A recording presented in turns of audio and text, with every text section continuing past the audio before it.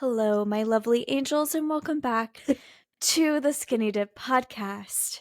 That was so nice. Thank you so much. That was just, wow.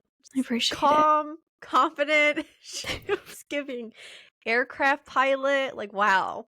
Yes. I like that you know what? I like that. I like that you said pilot, not flight attendant, because you know what? Yeah. I am flying the plane. I don't think I'd want to be on a plane or flying, but yeah, I think you definitely are flying a plane. Yeah. I think I would trust you to get me there, but I don't think I'd want to be anywhere near your thoughts while you get me there. But anyway, right. Happy Wednesday, guys. Hope you guys are having a really fantastic day, week, month, year. Hope 2023 is you're making your biatch. I don't know if I am, but hope someone is. Do you think you are? I feel pretty good this year. You do? I'm not gonna lie. Oh, okay. It's been a year of like learning for sure. Mm-hmm. We won't get into it this episode, or we're gonna get we'll save it. But anyway, yes, I hope everybody is having a fantastic day, Mm-hmm. and that you are. And if you're not having a fantastic day, I hope this brightens it up a little bit or makes you feel a little bit better. Yeah, maybe we're your tribe, so hopefully we're coming in and helping you. I don't know, slay, be better, kick booty. You know what I mean? Tell me your recommendation for this week. Yes. Yes. Is this voice going to continue for the whole episode? Maybe. Yes. Okay. I love it. I love it. Okay, so my recommendation for the week is, have you heard of the brand Frenshe? No. Come on. Frenshe like the dog? It's spelled, I believe it's spelled Frenshy, maybe? It's Ashley Tisdale's brand. Oh, no, I've never heard of this. Okay. It's sold at Target. Okay. So she's, cheap and cheerful, relatively inexpensive. Mm-hmm. And it's body products that are based on like aromatherapy smells to kind of help like calm your senses. So it's totally up my alley. Wow. And I have always seen it at Target, and I've thought about buying something, and I just have never done it. But yeah. I did it yesterday, and I got a body spray. It's a body, hair, and apparently linen spray. And the scent. I'm sorry. The fact that something could be body, hair, and linen spray. It's just an all over spray. Okay. But the scent that I got is called Solar Fleur. Okay. It smells so good. Like a fresh flower smell. Oh, that's beautiful. And I just kind of spray it all over. 10 out of 10. Where do you find this? What aisle is she in? Well, I have like a small city Target that I go to. Yeah, I hate your Target, no offense. I know. I don't have like a super Target near me. It's a really, really small. It's basically the size of a CVS. If you can imagine a Target like that, that's what it is. It's pretty much that. But it's kind of just like right in the beauty area. And okay. Yeah, did I spell it right? Frenshy? Yeah, I think you did. I've never Frenshe. Oh, SHE. There's no Y. Yeah. My bad. Well, shocker. Being Frenshe. That's it. Yeah. It's at Target. They've got body mists, body lotions, hair masks, body oils. You name it, it's there. And it's really good scents. So, okay. But it's some sort of like scent technology. I'm not gonna, I don't know, but I know I actually listened to a podcast that she was on talking about it, and she talked about, she came up with the idea during like COVID, and like everybody was stuck inside and dealing with a lot of mental health stuff, and it's kind of aromatherapy to help with just alleviating different, I don't know. I don't know, but her scents are really good. So I recommend it. But I actually this just triggered me to say, I would love to know what all of are they 90s or early 2000s Disney Channel people are up to. Maybe we should do an episode on check-ins. I would find that so interesting. I mean, I would probably be the only one who'd listen to it, but write that down. That's a good episode. Where are they? Where are they now? Like our top people. Okay, coming soon to the Skinny Dip podcast, because I love that. A+ for me. Skinny dip pop culture. Yeah, Skinny Dip pop culture. My recommendation for the week is a beef stick. A what?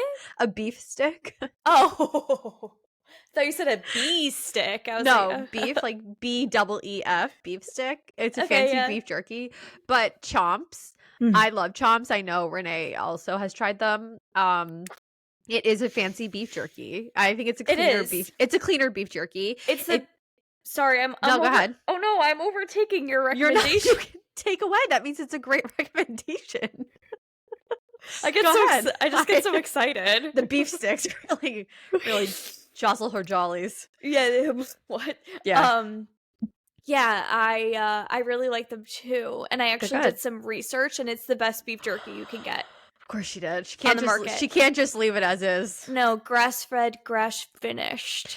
They're pretty good. Yeah. You and I have both tried the beef, and we've tried the turkey. Uh-huh. I buy the turkey because Abigail also likes the turkey, but you seem to like the beef a little better. I do like the beef a little better, but they're a great way to get a lot of protein, and it's not a low-calorie snack. It's just a straight It beef literally stick. it literally says it on there. Not a low-calorie snack. It's just a straight stick of beef if you're looking for extra gains in protein. Yeah, if you need a little, that's what I'm saying. It's like I think the beef one is 12 grams of protein or something Wild. crazy for one. I could be wrong, maybe 10, but just for one stick. And if you have like it's a good for like on the run little hunger.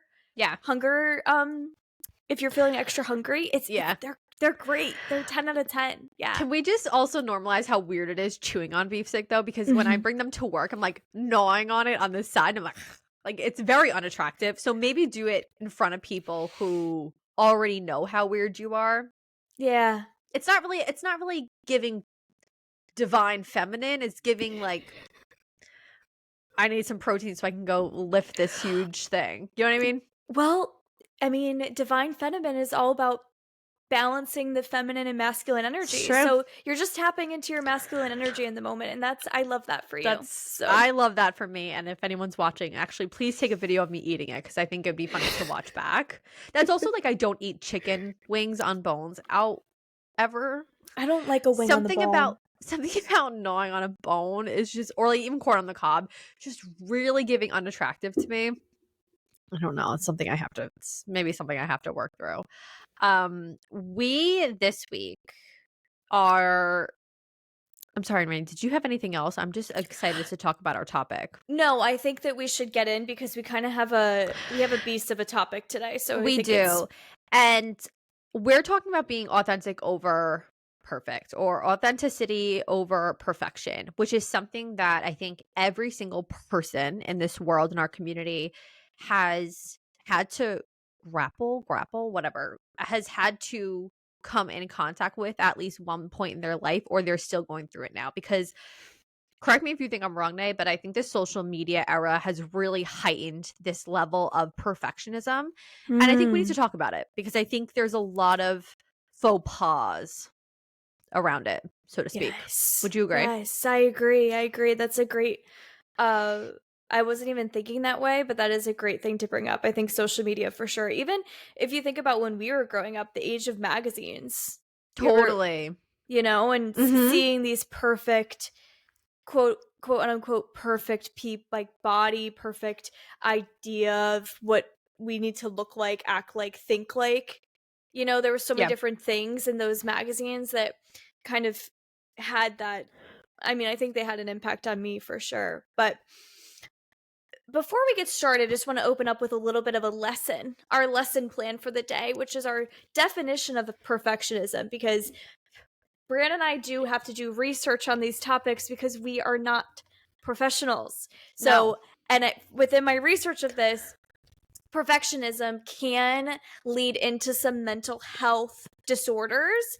So if you feel that you're struggling with perfectionism to a unhealthy magnitude, it's important to just bring that up, Yep. So I just want to throw that out there, because I hate to, come out here and say all these things and we're just, we have no degrees in these things. No, we're only experts in what we know. Yeah, personally. It's not too much. For me, it's crime, and for Renee, it's Himalayan salt. So take that what you will. I do It know a few is. different Yeah, I things know. about It's salt. ridiculous. Okay. Yeah. Anyway, the definition of perfectionism is often defined as the need to be or appear to be perfect, or even to believe that it's possible to achieve perfection. And it also goes to say that it's typically viewed as a positive trait rather than a flaw, which I think is Mm. really interesting because me, as a um what's the word I'd like to say? Anxious girly? Yes, or Oh. just, Is that not what you were going for? no, it's for sure. Okay, okay. That always hits. That's always Right. right. Right. But as a recovering perfectionist, Mm. daily recovering perfectionist, I would say that I did always think it was a positive thing. And it's not. It's definitely not a positive trait. So these are some things that if maybe you think you struggle with it, these are some ways to tell if maybe you are being a perfectionist. So the first one, and I feel this deep in my core, is not able to perform a task unless they know they can do it perfectly. Ooh. Putting up really unrealistic barriers for a task. If it's not going to be done perfect to their standard, then let's just not do it all. So that's your first way to know.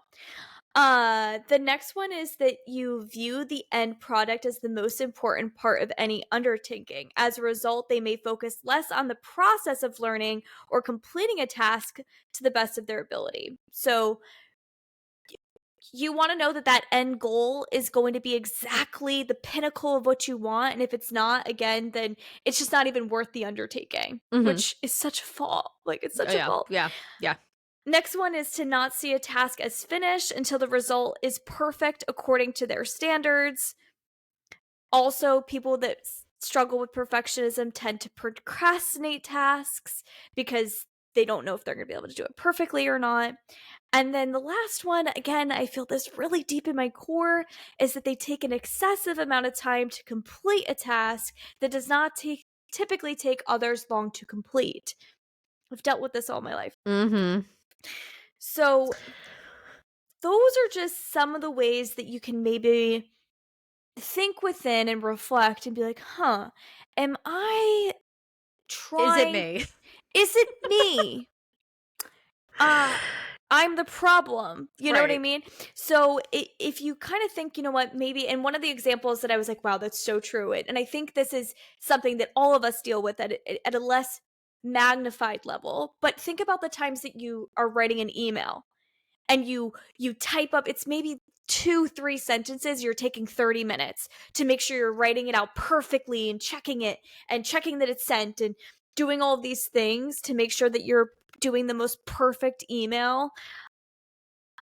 A 2-sentence email should not take 30 minutes to complete. You know what I mean? So there's Mhm. so many different ways that this can manifest. It's not just, trying to look perfect or whatever. It can be so many different nuances within our day where we're trying to perfect them to unrealistic standards that either we set from ourselves or it's society that we feel like sets them, or if it's from, a counterpart that you feel like you have to prove something to. There's so many different ways. Yeah.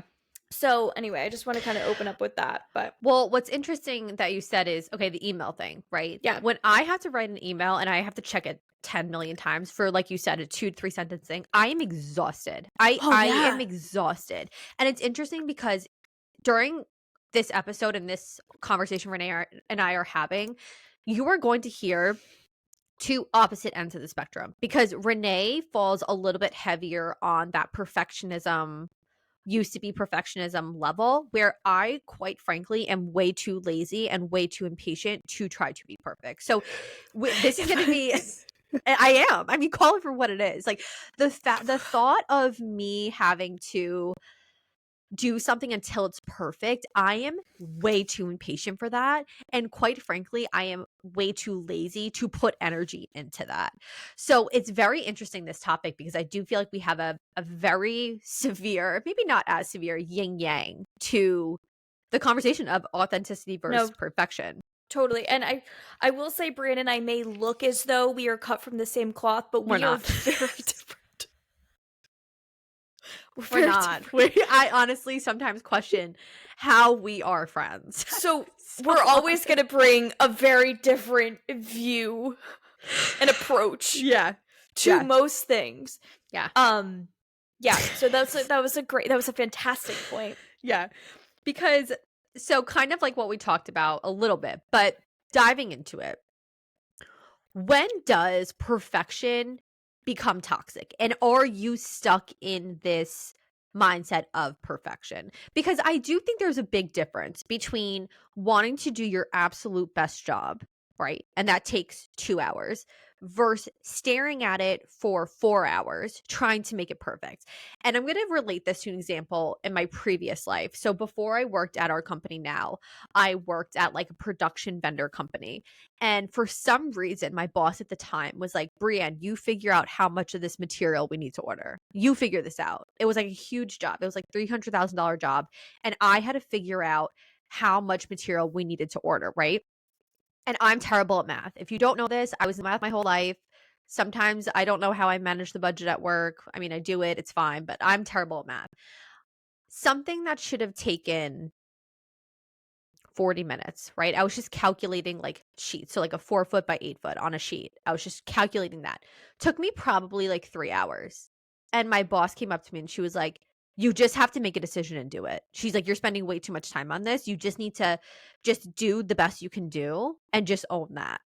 Yep. And I was kind of sitting there and I think about that actually a lot because I'm like, wow. Imagine I spent so much of my time trying to make it perfect to the degree where I could just do the best I can do, accept it, and move on with it. And I feel like in that moment when you're obsessing over what the end result is going to be or like how it's going to make you look. Because I also didn't want to look like an idiot, right? I didn't want to Yep. look like I don't know how to do math, but I don't. I was obsessing and trying to make something perfect when at the end result, like my version of perfect for that was just going to be taking the best I can do, maybe adding a few material sheets to it and calling it a day. And I Yep. feel like in that moment, that was toxic for me to sit there and try to pretend like I'm this estimator. I'm no estimator, but I was pretending to be and I was trying to be and I was aiming to be. And in hindsight, that just bit me in the butt because then I Yep. just got called out for it. Yep. And there's something about when you're trying to be perfect, Mm-hmm. you're doing it because you're afraid of the shame, the judgment that you may get from others or yourself when you mess up. And it's that fear of showing your flaws and showing things that maybe like you said, you're not good at math. You've never been good at math, and that's something that you feel uncomfortable with. So you're trying to overcompensate for that by setting yourself from these unrealistic standards rather than just owning up to being like, hey, raise of a hand, I'm not great at math. And instead of, sitting there for 4 hours and trying to figure it out from yourself, you could have reached out for help. You Mm-hmm. could have, figured out a different way to attack the problem than instead trying to do this take on this very unrealistic task and set yourself up for these very unrealistic standards that you weren't going to ever meet. Mm-hmm. So that's something that But what is yeah. interesting is why are we fearful of what people think? Why are we or if you're striving for perfection, you're obviously like you said you're striving for that for a reason. Why are we fearful of what this one Joe Schmo may say about my math skills? Why are we letting that fear overcome who we are as a person? Yep. And how That do you stop that? Yeah, well, that's what you have to let go of entirely. And when you let go of that, that's when you become your authentic self because you're okay with the good, the bad, the ugly, the flawed, the not so flawed, all of the things that become a part of you. You're okay with showing because you're comfortable with all of that. When Mhm. you're uncomfortable with feeling like some of those negative parts of us showing and you want to cast them and hide them and try to act like they're not there and you're not acting like your authentic self, you're doing that because we don't I think as humans, like, we don't want to look like how it feels to look like we don't know, or to Mhm. look weak, or to look dumb, or to, show what we're not good at. We don't want to do that because I think inherently it's just not something that's in our nature.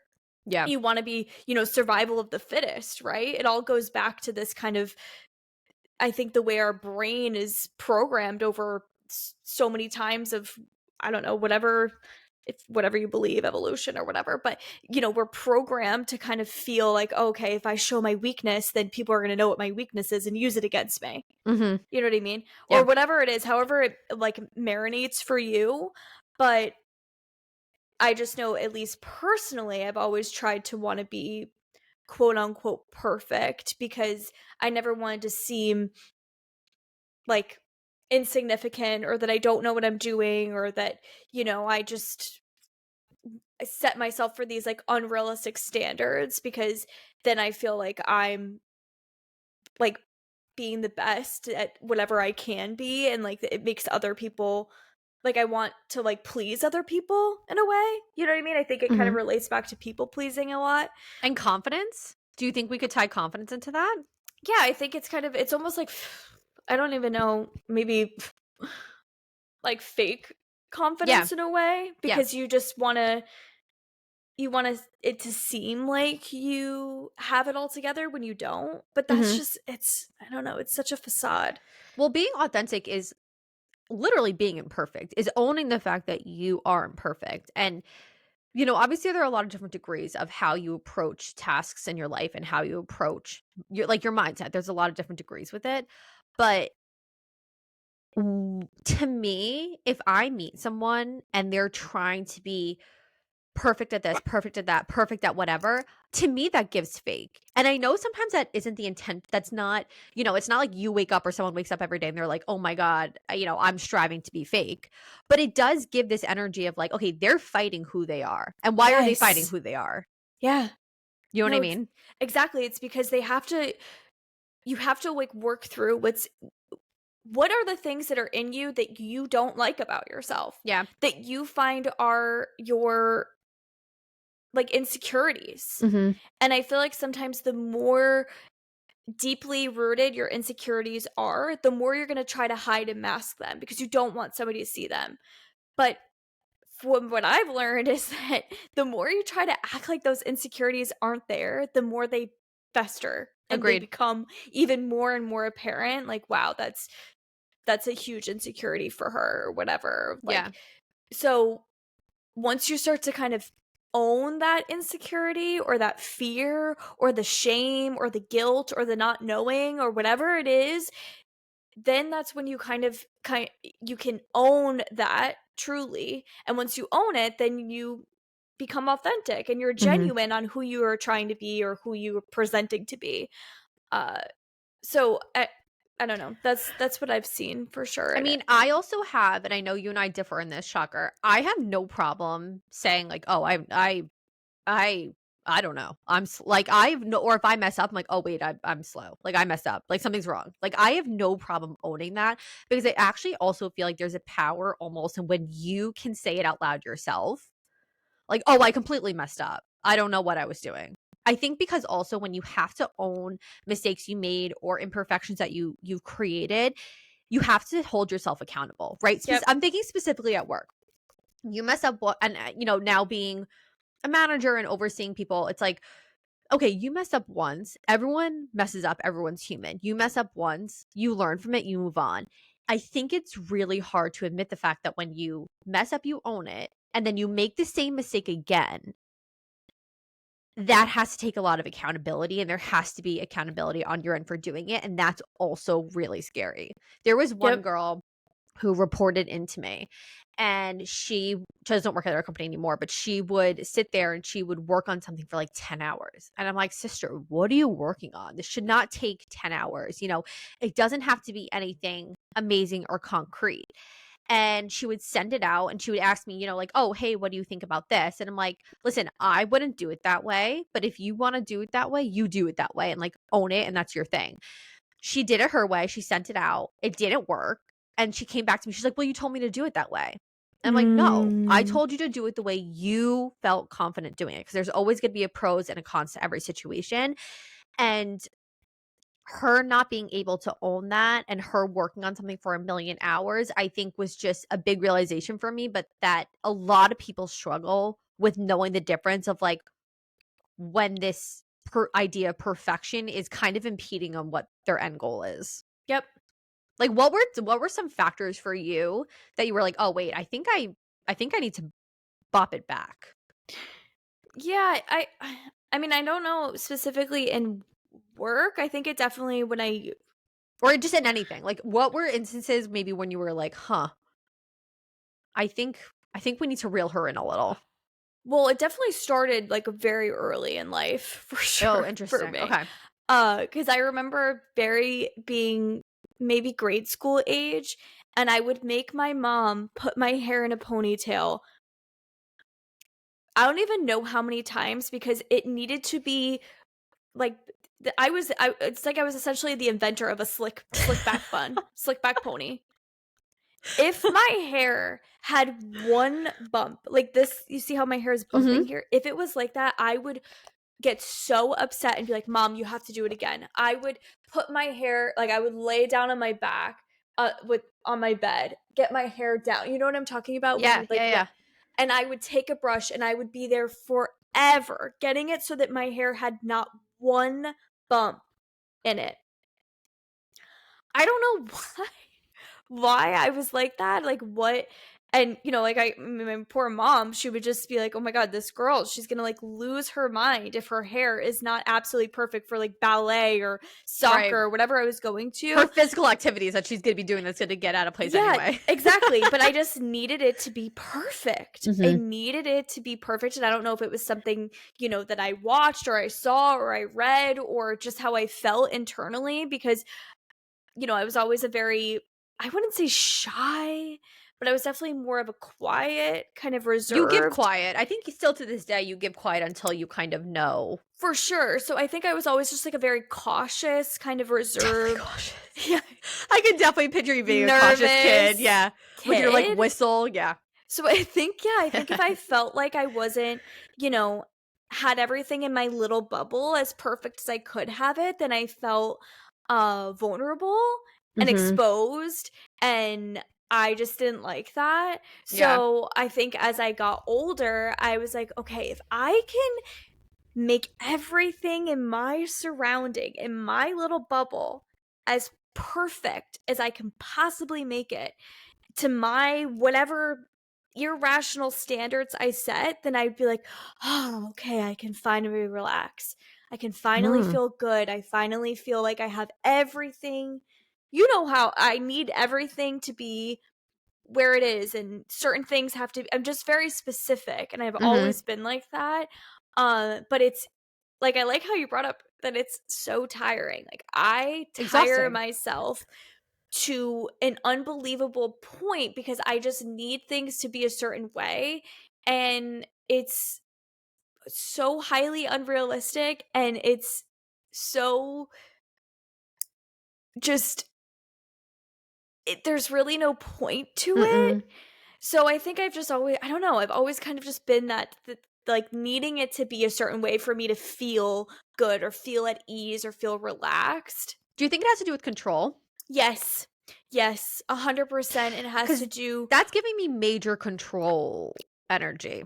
I am I Yeah. have control issues. Yeah, hi. I'm Hi, I'm a, it's me. I'm a very I would say like a specific type of type A person, but I think when you are a more maybe anxious personality, don't like to feel out of your sorts, don't like to have your, you know, feel like, when I carry around my purse everywhere, like, my big purse, my massive ass purse Yeah. with anything and everything I could possibly need. Oh my Like, god, that's what Shannon does. Shannon I will just bring her bag with her to go to bed. I'm like, bro, leave your bag in the kitchen. What do you need your purse for when you're sleeping? Oh my god, Shannon, tap in because like this is my sister. This is for you. I don't know, I think there's just certain things and I know it doesn't it's hard to relate it all back to being perfect, but it does kind of all tie together. It all ties together. It all festers in the same pot, you know? Yeah. So, but I mean, okay. Go ahead. Sorry. I've gotten much, much, much I don't think we would have better. been friends if you No. didn't. No, no, no, no, no, no, no, And I no. don't say that like I'm not laughing as if it's funny, but I It's think when not. you come from, again, my different angle, to me, full transparency, I'm like, oh, that's absolutely ridiculous. Like even a lot of the stuff too with the podcast and something, when No, you I start know. something that is your baby from the ground up, and you whatever, and you're working with someone 24/7, even a lot of it will come through in the podcast. I'm like, good fuck, Renee. I'm like, let it Yeah. go. Like, just Yeah. do it and move on. Like, Yeah. I've circled around you 10 times. Yeah. And I think for me, it also comes off, not specifically towards you, very frustrating in a lot of terms, because in my mind, I'm like, I just don't get it, right? I don't get why we're trying to sit here and, paint this wall the ombre green with every single line being perfect. I just don't. Wouldn't you rather just fill a whole room with color than sit there for 10 hours and paint one wall? Yeah. You know what I So mean? I've just learned to, over time, and I'm still, I definitely still struggle with it. And obviously you've seen it in different ways, Yeah. but the more I try to be perfect, the more I don't like who I am. I realize I'm like, okay, the more I set these very unrealistic standards for myself that I'm not. I'm not Mm-hmm. these unrealistic standards. I will never be at my pinnacle of standard because it does not exist. The limit does not exist. Right. Right. Well, that's the So scary part. It'll never end. it will, Literally exactly. never And then end. the more I keep trying and trying and trying to be this perfect ideal image of whatever I want and whatever I'm working on or whatever I'm trying to be or look like or do or whatever it is, I dig myself deeper in a hole of not liking myself. Yeah. And Because for what? And for what? it's failure. Yeah. I'm constantly setting myself up to fail. Yeah. Yeah. Something like this, like, I want to wake up at 5 o'clock every morning. You know Yeah. what, Renee? It's okay to wake up at 6:30 and be proud of that. It's Agreed. okay. And if you wake up at 6:30 and you wanted to wake up at 5, that's okay. You can still have a good day and you can still get everything done that you want to get done. Like, Mm-hmm. I will set myself up for very specific standards on like how I want my day to go, how I want things to end up, how I want things to look. Like, don't even get in with like wedding. My God. No, I But don't think you guys want to hear that catastrophe. there's That's just catastrophe, but she was on a different level, folks. She was on a yeah, different it's like level. if I can't control it, and so, and something like personal for me in my head that I've been definitely within this year, I've just been like, when I bring a child into this world, Mm-hmm. how do I want this child to look and feel, and how do I want, sorry, that didn't come out right, but how do I want them to how do I want them to grow up and feel about themselves? Like, how do I Yeah. want to present myself to a child? Because they're going to learn from me. Yeah. And I constantly like think in my head, I'm like, okay, I don't want a child to grow up in a household where their mom is putting up unrealistic standards for themselves. And Yeah. in turn, am I going to put unrealistic standards up for themselves? And they're going to feel like that, oh, if I don't do it the way my mom wants it done, then it's not perfect and it's not. I don't want Right. that.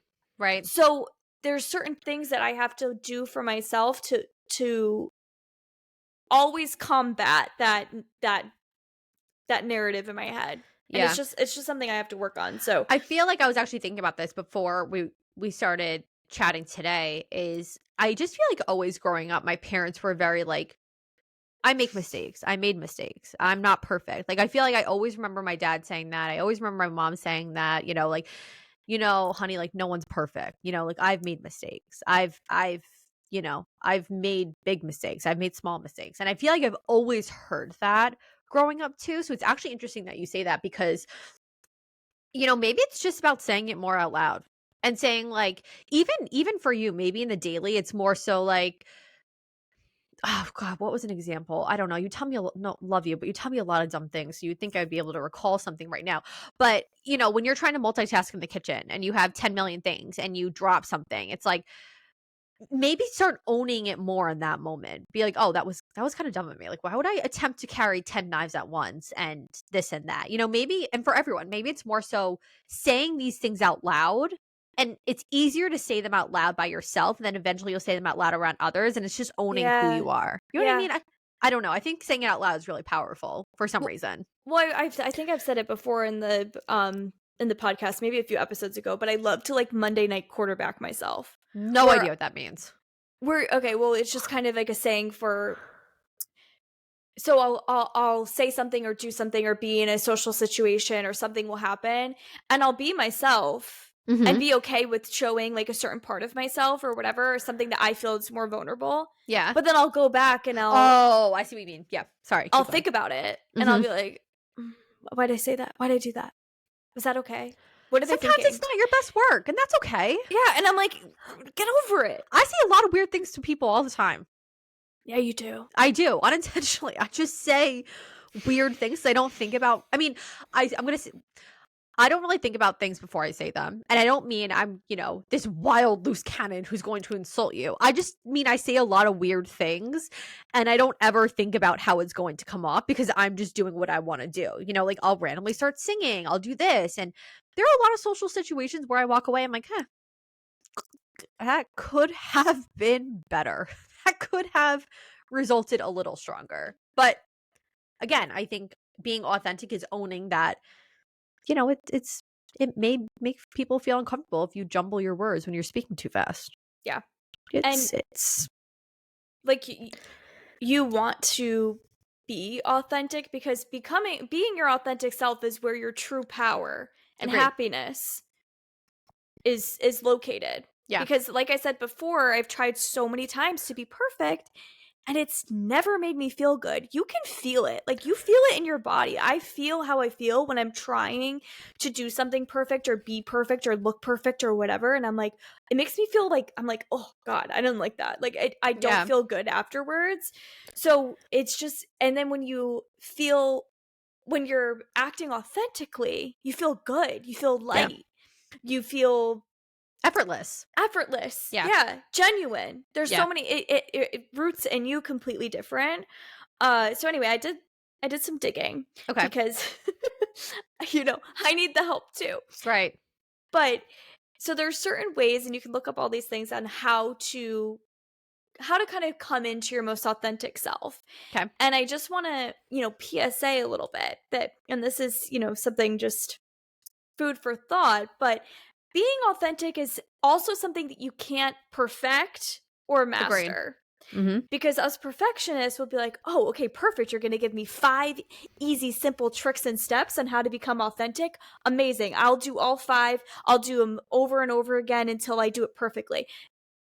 Doesn't work that way. Does Mm-mm. not work that way. Becoming your authentic self is becoming you. Only you can become you. It's not about, going on WikiHow and doing the 10 WikiHow. and doing the 10 steps and doing them perfectly and then you're going to be like, shed like a butterfly and it's like, "Oh my god, I'm my perfect authentic self now." Like, no. If you have to say it out loud, you're probably not there.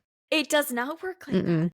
It is it's going to, and like again, it's like I love these little quotes, but it's not a sprint, it's a marathon. Yeah. You're going to be in this for a long time, especially, somebody like me who needs to be, work on letting go of those perfectionist ideals and becoming more of their authentic self outwardly and inwardly. It's going to be something that you have to work on for your whole life. And even if you're not a perfectionist, being your authentic self is not something that always just comes naturally. Right. You can still struggle with it in certain ways. You hear so many times of people being like, what am I doing with my life? What's my purpose? Like all of these things are just getting to know truly at your core, like who you are. And some people don't know that until they're in their 50s, their 60s, their 70s. Like it could take a lifetime. You know what I Mm-hmm. mean? So anyway, I just wanted to say that because so but authenticity comes in 3 different ways. So Okay. it's first knowing yourself. So knowing who you are, being aware of your personality, aware of everything within your personality. So your good parts, your bad parts, your flaws, the ugly, everything. The second is owning yourself. So it's taking all of those things within your personality and truly having ownership for it. Again, it brings back to your accountability. Mm-hmm. I own my flaws and I'm accountable for my flaws. I own the good parts of me. I own the bad parts of me. I own the past, the present, the future, all of it encompassing together in one happy family, right? And then the last thing is being yourself. So it's taking your personality, it's taking the ownership, and then it's being it out in the world for others to experience and for yourself to experience, right? So those are the three layers of authenticity. And then here are some ways that you Mm-hmm. can practice it over time on how to become more authentic in who you are. So the first thing is to learn your personal beliefs and values. So taking the time to, if it's write it down, if it's, have some inner reflection, truly know, okay, what are my core values at my soul? What do I care about? And it's obviously different for everybody. And it's some of these things that are maybe more taboo, but could be spirituality, could be religion, it could be, how your outlook on certain ideas and things, all these things that kind of are really at the true core of who you are, learning that about yourself, because there have been times, at least for me personally, where I don't know at the core value of, I'm like, what do I really care about? We all say Mm-hmm. very, the same things, right? But what do I care about? And that's something you have to take time and reflect on. But don't take too much time. Right, guys, this is Just don't go too crazy. No, don't go too crazy. Just let Right. it kind of, just think about it and just let it marinate and be like, take some time for some inner reflection. Be like, what do I care about? How do I want to show up for myself and show up for others? Mm-hmm. The second thing is put time into personal growth. So how do you want to grow as a person? And that's something, I mean, in my opinion, once you stop growing, you stop living. Because You should never stop growing. every day I think you should, maybe it's learning something tiny new, like just little pieces of things to personally help you grow. So Mm-hmm. you could take up journaling, take up meditation, read a fiction book, or sorry, a nonfiction. What is it? I always have to say fantasy. It's nonfiction, right? A Fantasy's personal fiction, isn't it? fantasy fiction, I don't know. nonfiction. Mm. Whatever, but read a self-help book, listen to a self-help podcast or an informational podcast, just taking things on, like learning and growing who you are at your, like, personally. Mm-hmm. My third one is to be present. So specifically, maybe taking a social media break, being present in the moment, listen and talk purposefully to others, or take time to listen to personal stories, or just be present in the now, specifically, especially shutting off social media can really help with that. And then the last one is to be vulnerable. So share who you are and don't be afraid of showing a flaw. So if you are, out in a workout class and you mess up, it's okay. It's no big deal, Or if you make a mistake at work, it's totally fine. Just, own up to it and move on. So those are all of these, like, little ways that you can kind of help tap into the more authentic self that you're discovering, because it's a lifelong journey. It's not just Mm-hmm. a little quick fix that you can do on a Sunday reset, Definitely not a Sunday. Definitely not on a Sunday reset. Especially since Yeah. we're eliminating Sunday resets now. We're Mm, we're resetting every day. So yeah. that's my personal thing. No, that's just when you hear it all, it's kind of funny because when you hear it all, you're like, whoa, Yeah. like that's a lot. Yeah. But But I think it's just like stripping. It's just like just wake up, strip back who you think you're trying to put on this facade. persona as, this facade as, and just live your day. Yeah. That's all you can do, right? You have to, because like stepping into your most authentic self is truly going to feel so liberating, Yeah, because I can feel it when I do it and I'm like, wow, oh my god, that feels so much better. I yeah, feel good here, yeah. you know. I feel good here. This is where I want to be. Yeah. We are also, let's give them some top ways to stop being a perfectionist. So now that you've tapped into your authentic self, we're here. We think we're here. I feel like I'm here. I know Mhm. you're here. Well, you're getting there. How do we stop being a perfectionist? Where are we putting the brakes on? Okay, so I have some of those listed down too. Okay, hit me. But so the first one is set achievable goals for yourself. So I think I spoke about that a little bit earlier. Mhm. If you think you can get something done in an hour, Mhm. then set a timer for yourself and be like, okay, I'm going to work on this task for 1 hour. And once the timer goes up, the task, it's got to be buttoned up. You know what I mean? So Mhm. set a goal for yourself that's going to be achievable. Don't say I'm going to wake up at 5, but every day you wake up at 6, and then you never feel like you're achieving that goal. Oh, the second one is to set time limit for tasks. Again, so like make sure that you have, okay, this task is going to take me from X amount of time to this amount of time. And then once that time period is done, it's time to move on. Mhm. Avoid procrastination.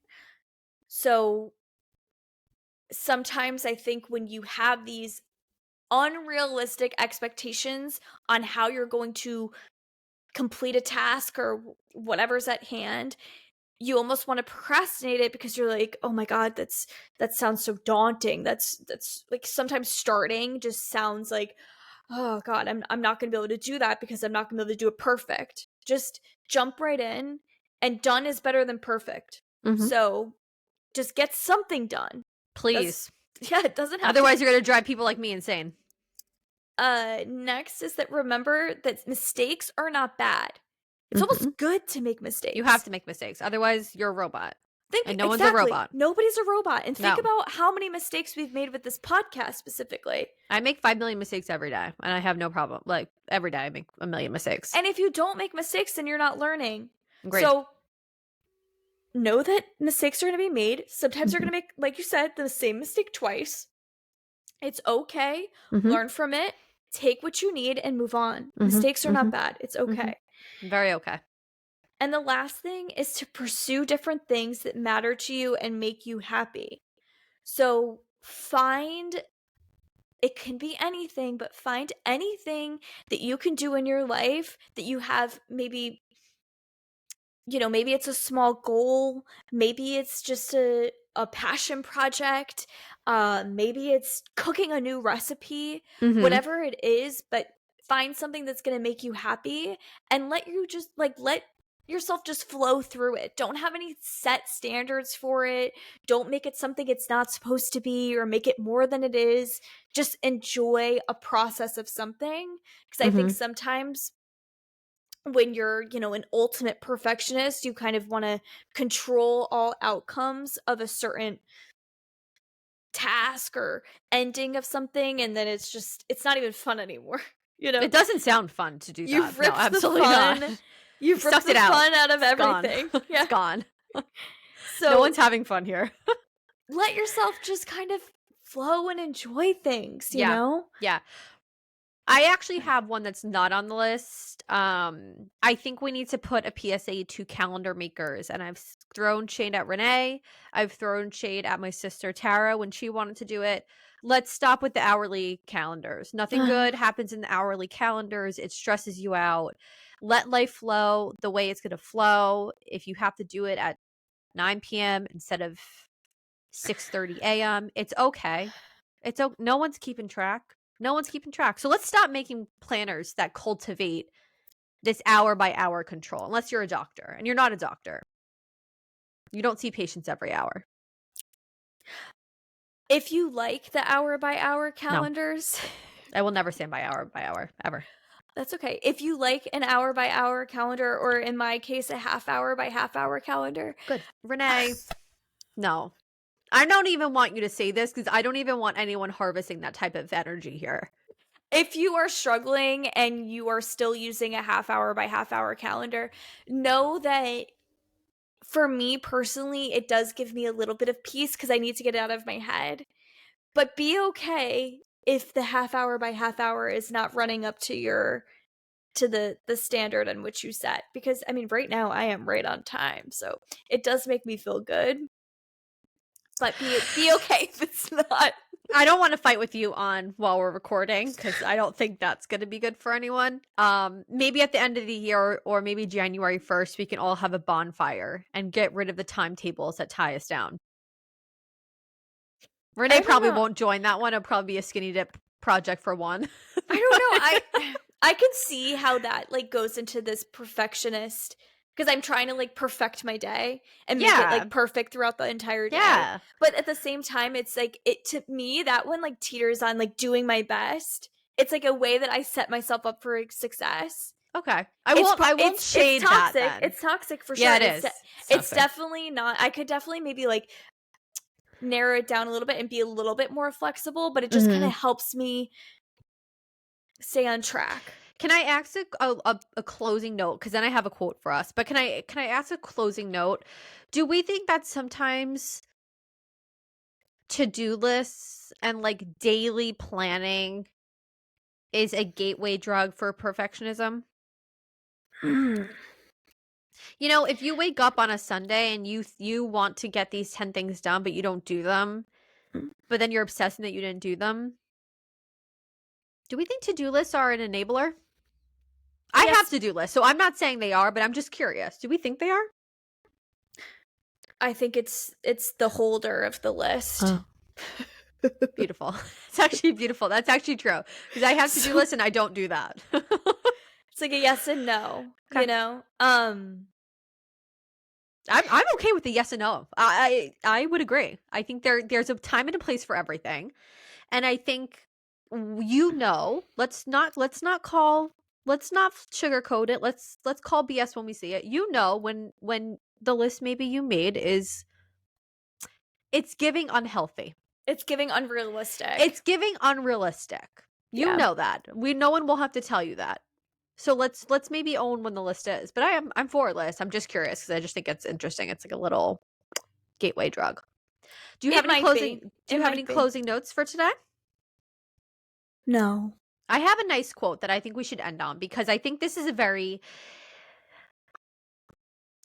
how do I say it? This is life, ladies and gents, because I'm assuming sometimes gents listen to us.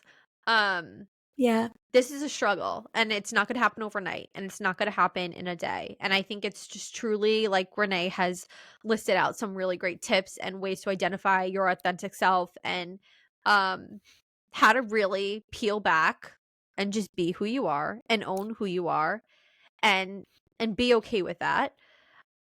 I think this is a big topic and I don't think this is going to be the first time we talk about it because I think there's a lot of things that come to fruition when we kind of do talk about it. Yeah.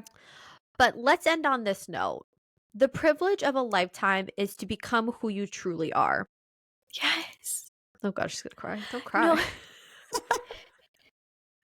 I'm gonna read it again. Do you want me to read it again for you? One more time, yeah. The privilege of a lifetime is to become who you truly are. No, Brianne, really? That buttons it up so well. Because I don't want to spend my life being somebody I'm not. It's lame. That's sad. Yeah, what a sad way. Yeah. To spend this beautiful, I mean, can you believe what we just came here one day? We just all of a sudden here we are. We're just living this video game we call life, and you're just in here the whole time pretending to be this perfect little narrative that you set up for yourself. What a sad way to live. To be. Yeah. No, I agree. I don't. And I think we're wanna do better than that. And I think everyone's better than that. And I think again, you stand in the way of you. And let's just strive to be who we're truly meant to be. Yeah. And on that note, folks. Yeah, it's best we go. It's best we go now. We will spiral if we haven't already. So we love you guys. We hope Renee's like, yes, 100%. We love you guys. We hope you guys have she's not gonna be over this. I'm telling you, we're gonna end recording and she's going to be spiraling alone. And I'm not going to answer the phone. I just want to tell you. I'm gonna go take some notes. Yeah, I don't want to hear any of that. Hope you guys have a great day, great week. We'll talk to you next week. We love you and let's be who we truly are. Bye guys. Hi.